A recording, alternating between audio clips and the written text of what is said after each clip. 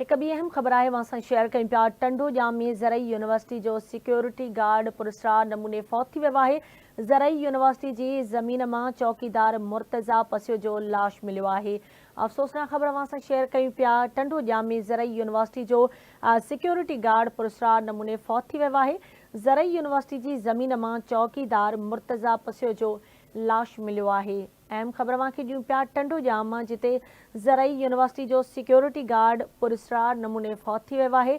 ज़रई university जी ज़मीन में चौकीदार मुर्तज़ा पसियो जो लाश हथ आयो आहे।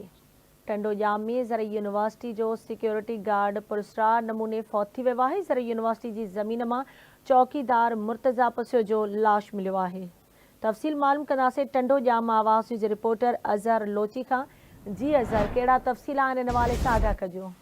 हाँ जी बिल्कुल गगन टने जाम ज़रई यूनिवर्सिटी जो सिक्योरिटी गार्ड जो पुरस्कार नमूने जो है लाश ज़रई यूनिवर्सिटी की ज़मीन में जो है ॿुधायां त टने जाम जो लगारी मोहल्ले में जो है ज़रई यूनिवर्सिटी की ज़मीन में चौकीदार मुर्तज़ा उर्फ मिर्चू पिछो जो लाश अथव जंहिंखां पोइ जेको आहे राति देर सां जेको आहे लाश केले में मिलियो आहे। जंहिं ते SHO टंडो जाम ऐं डायरेक्टर कैंपस अशरफ रुस्तमानी जेको आहे लाश जेको आहे अस्पताल खणाए विया। जंहिं तव्हांखे ॿुधायां त ज़रई यूनिवर्सिटी जी ज़मीन ते जेका इंतज़ामिया फोर्स जे हुकुम ते 16 एकड़ ज़रई जो ज़मीन आहे लिगारियुनि सां जेको कब्ज़ो हुयो उहो पुणे ते छॾायो हुयो।